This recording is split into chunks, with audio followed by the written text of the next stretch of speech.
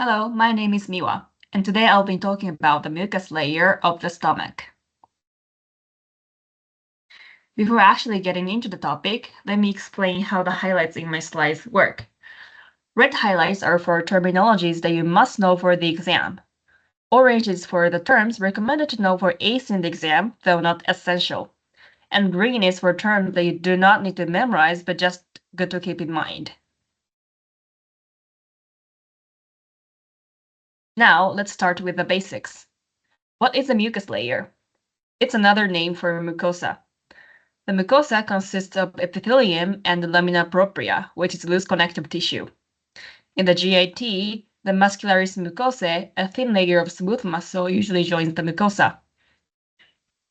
Below the mucosa is submucosa, followed by the muscular layer with inner circular and outer longitudinal layers. And finally, the serosa in peritoneal organs or adventitia in non-peritoneal organs. The stomach has four parts: the cardia, fundus, body, and pylorus. The fundus and body are histologically the same. This distinction is pretty important because each part contains different gastric glands.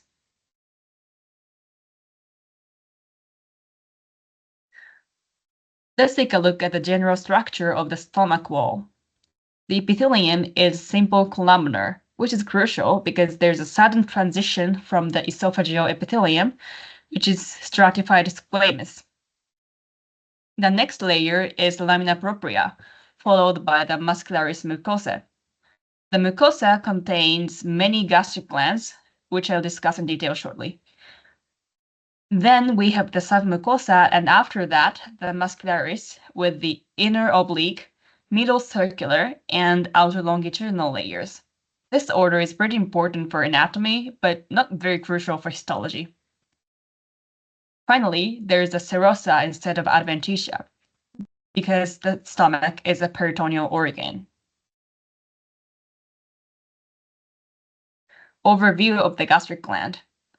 The gastric gland is a simple branched tubular gland, though it can be coiled in pylorus, which isn't always clear under the microscope. If you're not sure what I'm talking about, go review the chapter on epithelium.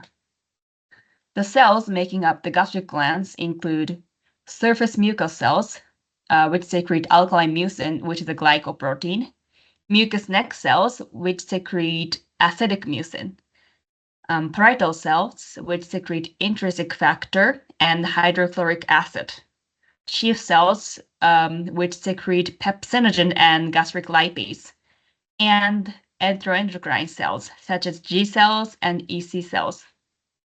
Now let's take a closer look at each cell. Parietal cells. Parietal cells are large, pale, and have one or two nuclei.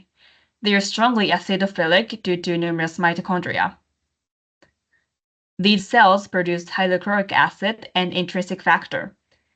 HCl is necessary for the conversion of pepsinogen into pepsin, and intrinsic factor, which is a glycoprotein, is required for vitamin B12 absorption in the ileum. Parietal cells have active and resting states. During the active states, HCl is produced and intracellular canaliculi appear. How is HCl produced? First, water taken inside a parietal cell is split into a proton and hydroxide ion. The proton combines with chloride ions transported into the cell, forming HCl. Now, how do you identify parietal cells? On histological slides, parietal cells are large, round, and pale when stained with regular H&E.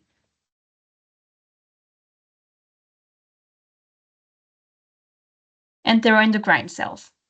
These cells secrete hormones in the GI tract. There are two types: open-time EECs, where the apex is in contact with the lumen, and the closed-type EECs, where it's not. Many different substances are secreted by these cells, but the key ones in the stomach are D cells, EC cells, and G cells. For histology purposes, knowing EC cells and G cells is just sufficient. EC cells secrete serotonin and substance P, which increase gut motility. And G cells secrete gastrin, which promotes HCl secretion.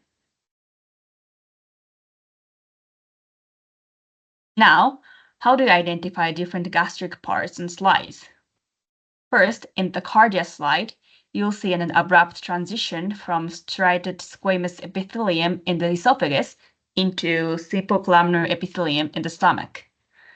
Other important places with abrupt epithelial transitions include, first, from simple columnar epithelium in the large intestine to non-keratinized stratified squamous epithelium in the anus. Second, from respiratory epithelium on either side of the vocal cords to non-keratinized stratified squamous epithelium in the vocal cords of the larynx. Third, from simple columnar epithelium to non-keratinized stratified squamous epithelium in the cervix of the uterus.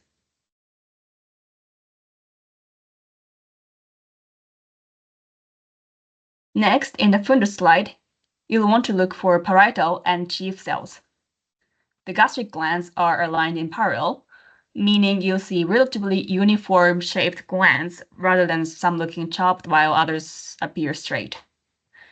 In the pylorus slide, the gastric glands are coiled. If the glands appear winding, that's an indication of coiled glands, though it can be a bit difficult to spot on the slides. Additionally, the mucosa of the pylorus appears monotonous.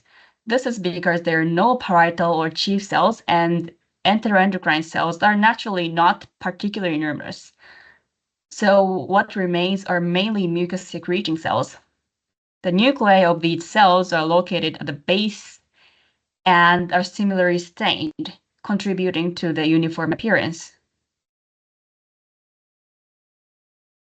These are pictures of actual histological slides. And that wraps up the key points about the mucus layer of the stomach. I hope you found this interesting.